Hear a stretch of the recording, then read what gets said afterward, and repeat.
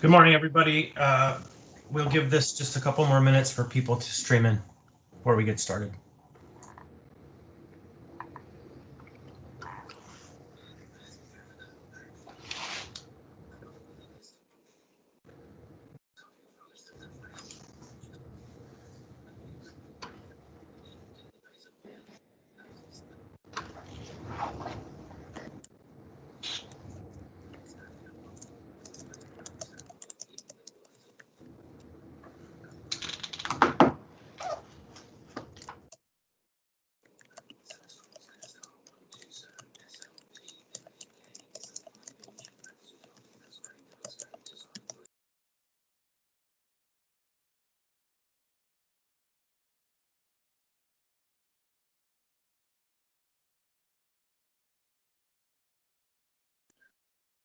Chris, this is Meg. I wanted to let you know I'm on, but I'm gonna have to step away for a sec, so I might miss roll call, but if you would note that, I'll be right back. Perfect, thank you.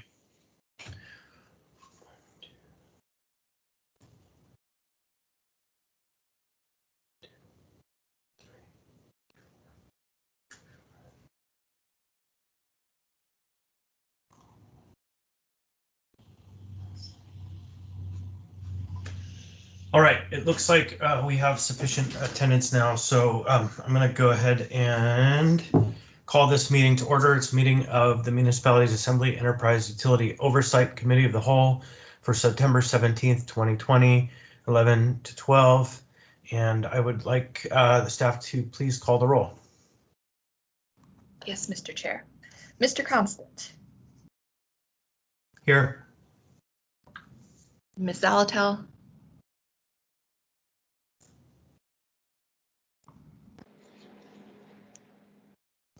Ms. Allard. Mr. Dunbar. Here. Ms. Kennedy. Here. Ms. LaFrance. Here. Mr. Peterson. Mr. Perez Verdilla. Ms. Quinn Davidson. Here. Mr. Rivera. Present. Mr. Weddleton. And maybe Ms. Zalatel has popped back in. Yeah, she sent me a note and just said, please proceed. She has to step away for a minute. She'll be back. You have a quorum. Thank you. We are here today with one item on the agenda and other business as determined as we get to it. The first item on the agenda is an update on the Stormwater Utility Commission appointments. And for that, I'm going to turn to Ms. LaFrance, who's leading the smooth conversation. Thank you, Mr. Chair. And actually, Mr. Bockenstead will be joining at about 10 after, and he'll be able to give an update on the Stormwater Utility Commission. As I noted on Tuesday when we postponed the Stantec Award, the commission is fully staffed with 10 members, and the last member, the attorney, will actually be confirmed on the meeting of the 29th. However, there is a meeting scheduled for the commission, I believe, on September 22nd. And as some folks may recall from the resolution that we passed on July 28th, we had resolved that before the award of the contract per RFP 2019 P022, that the administration shall appoint and the assembly confirm no fewer than 10 members to serve on the commission. And then also prior to award of the contract per this RFP, the administration shall engage the Stormwater Utility Commission to review the administration's recommendation of the award and provide recommendations to the assembly within 30 days of the commission's first meeting with a quorum. So technically they would have 30 days from that first meeting to provide feedback to us. However, I think they may actually be ready before then. I mean, obviously, we'll know more after that meeting on the 22nd. There was also one other point on the resolution we passed, and since it was laid on the table, I actually don't have the resolution number from that meeting on July 28th. But following the award of the contract, the administration shall regularly engage the commission throughout the term of the contract for input on each of the 5 areas of deliverables.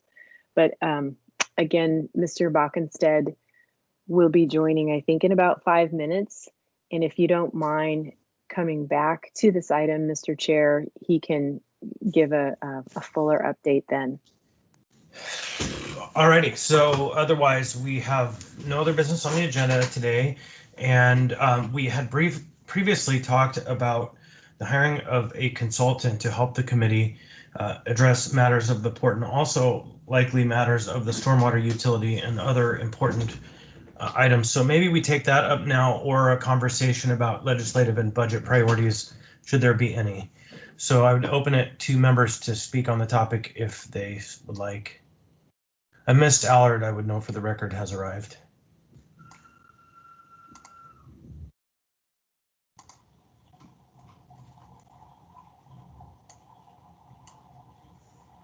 Mr. Chair, this Yes, is ma'am. Ms. Please. LaFrance. I put myself in the queue. Oh, there you are. Go ahead. Thank you. So as to retaining a consultant for the stormwater utility, I know that's something that we as a body had discussed when we did initial approval of funds and some of the AO with creating the stormwater utility and subsequent conversations. And I think this is something that depending on what kind of feedback we get from the commission in terms of, are we going to proceed with the Stantec award now? I think that the outcomes of those conversations would definitely provide some helpful feedback as to, whether or not we retain a consultant. So, I mean, I think I'm in favor of definitely keeping that on the list for the stormwater utility. Thanks. Okay, yeah, so I guess then, and the gist of that would be, let's hold off until the commission has stood up. So Ms. Kennedy is in the queue and Mr. Weddleton is here. Go ahead, Ms. Kennedy. Thank you. Oh, thank you, Mr. Chair. Since we're talking about, we're kind of budget items here. One of the questions I guess I have is in regard to Merrill Field. And since Merrill Field has gotten quite a bit of funding for doing a lot of different projects and that, I was kind of curious as to how that might be impacting next year's budget for them, particularly, in the capital area.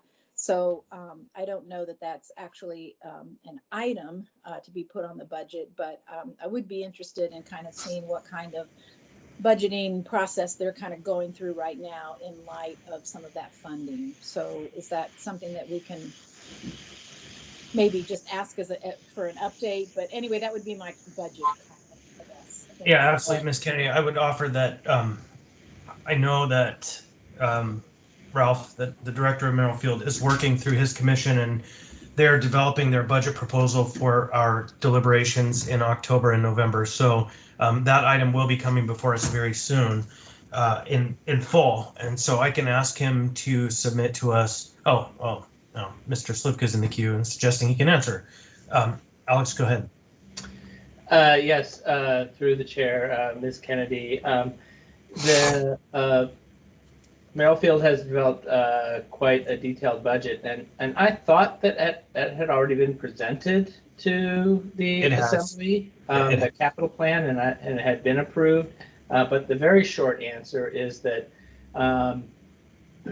that all of that activity will have no impact on the budget because that very specific FAA grant that they received relative to the CARES Act was for Merrill Field facilities only, but it did allow them to utilize some of those funds for their operational expenses. So I guess the net is that Merrifield always kind of existed independent. You know, the MOA didn't give it any money to support it.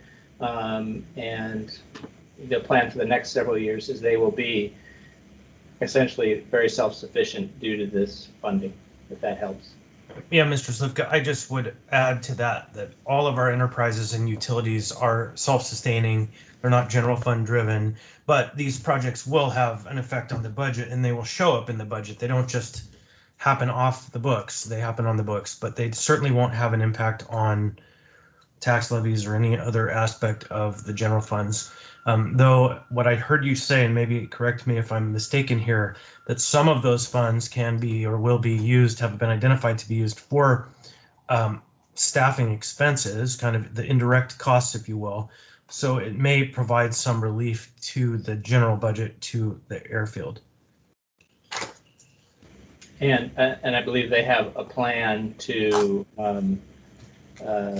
put forward something that provides a modest amount of relief to people that, you know, rent things at the airport. And I think they've already talked about that at their advisory commission meetings. Yeah, and they briefed us on that. There's a PowerPoint. Again, I'll reach out to Mr. Gibbs and ask him to recirculate what he has and kind of share with us his plan. Is that a good enough answer, Ms. Kennedy? I think so. I mean, obviously, we'll look at the budget in its entirety as we move through the budgeting process. But I guess I was just curious as to whether or not this was actually going to allow them to maybe not have to be required to put so much of their revenues into capital, and maybe an opportunity to, you know, be saving some money, so to speak, or maybe not having to increase fees anytime soon. And so anyway, I was just curious as to how all that was kind of playing out. So yeah, there is actually a rebate that is being developed for rent. People are going to see a rent reduction because of the CARES Act funding. I think that Mr. Starr from out there has been working closely with Mr. Gibbs. And so the general point is I'll make sure Mr. Gibbs recirculates and updates his plan as I've seen it a number of times. Great, thank you. Mr. Bockenstead, are you here?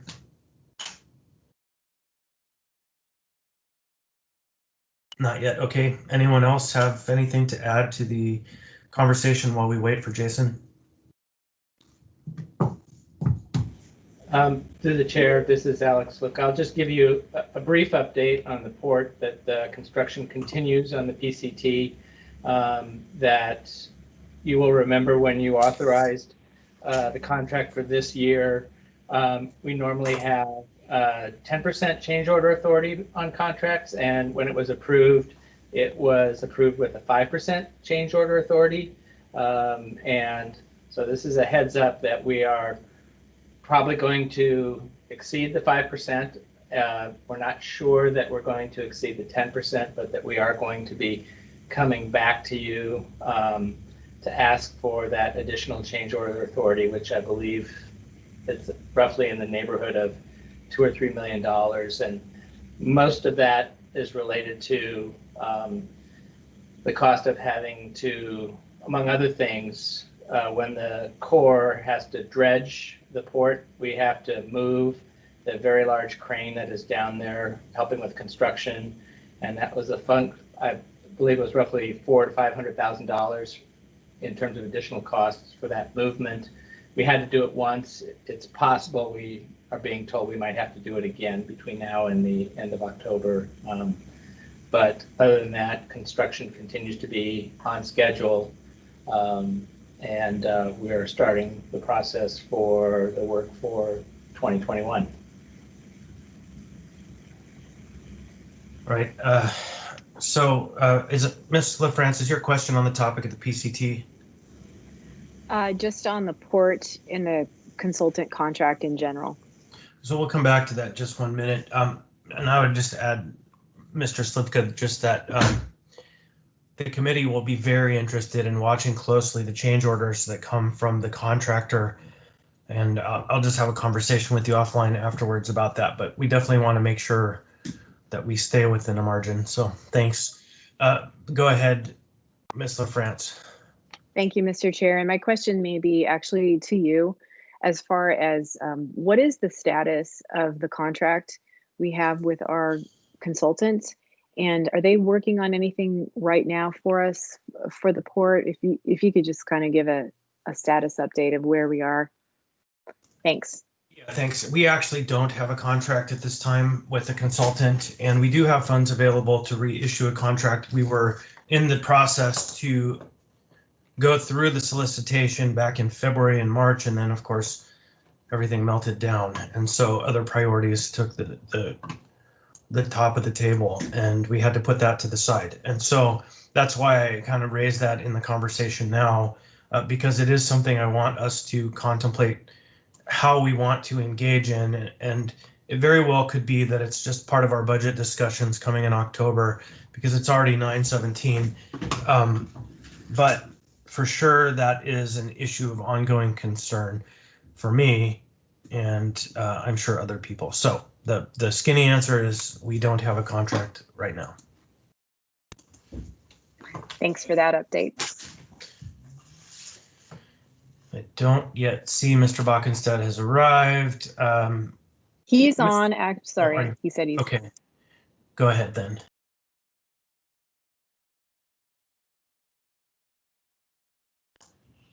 Is that Right to there. me, There you Assembly are. Member Constant? Fire away, Jason. Okay, I was asked just to kind of give a short update on the Stormwater Utility Commission and where we are. I think as all of the members are aware, you approved either 9 or 10 members at your meeting in August. There will be one additional member that we will be putting forward for approval on the September 29th meeting. It's the final position that we needed, which is an attorney that is licensed in Alaska that has experience on utility matters. So we will be putting that final person before you for approval on the 29th. And as I mentioned, we have scheduled the first meeting of the Stormwater Utility Commission. It will take place on September 22nd. And we will begin the process of, laying out the RFP to them, and then we'll come back to you guys for approval of the underlying RFP, so we can start the next phase of work. So that's where we are, and we'll likely get on to kind of monthly, I would assume monthly meetings with the commission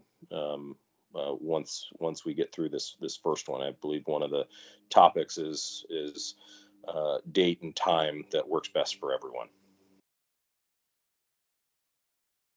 Ms. LaFrance, I think, has a question for you.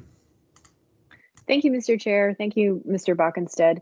So there is apparently still a tremendous amount of interest in District 6 for people to get on the commission. And I understand that from the AO we passed, there is space to add more than 10 members.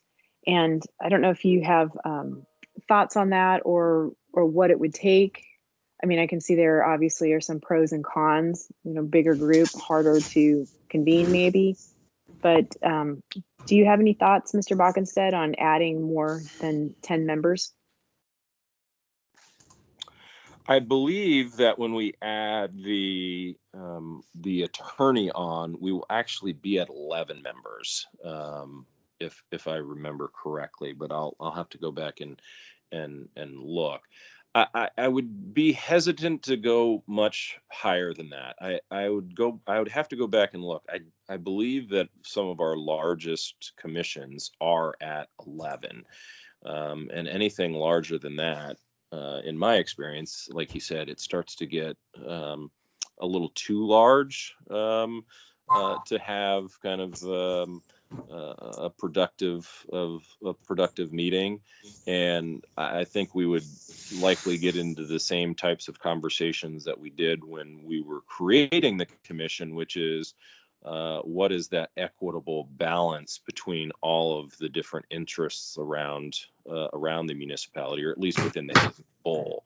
So I would personally be somewhat hesitant to add additional members unless there was, direct passage of something from the assembly, kind of laying out exactly what they were looking for. Okay, thank you for that. All right, is there anybody else with questions? So hearing or seeing none, the gist of this conversation was intended to provide more detail or answer questions should anyone have them in regards to the standing up of the commission, which has so far delayed the authorization of the contract for the work on the stormwater utility. I am probably not going to be supportive of a delay past the end of the month if the commission isn't quite ready to go. Hopefully they will on the 22nd have an opportunity to review the document and get back to us. We'll be at 2 and 3 months out from when we initially intended to award, but we'll see what the body decides. So with that, are there any other items to come before us? Hearing none, is there anybody from the audience who wishes to participate at this time? Hello? Hello? Are you on audience participation? Yes. Go ahead, Mr. Haberman. You have 3 minutes. You recognize my voice? Okay, start my timer, but I'll be brief. All I'm going to say is listen to the meeting. Thank you. Just to point out, you make reference to documents and referrals on commissions and all that stuff. Even though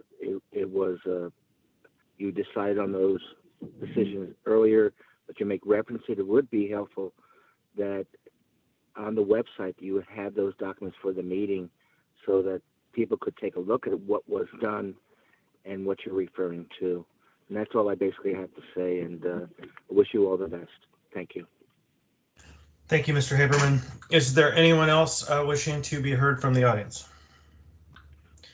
Okay, then in the spirit of Mr. Dunbar's prayer that a deadline is but as a ceiling, not a target, I think we're ready to adjourn. Anyone else? Last comments? Nope. Okay, thank you. We are adjourned then.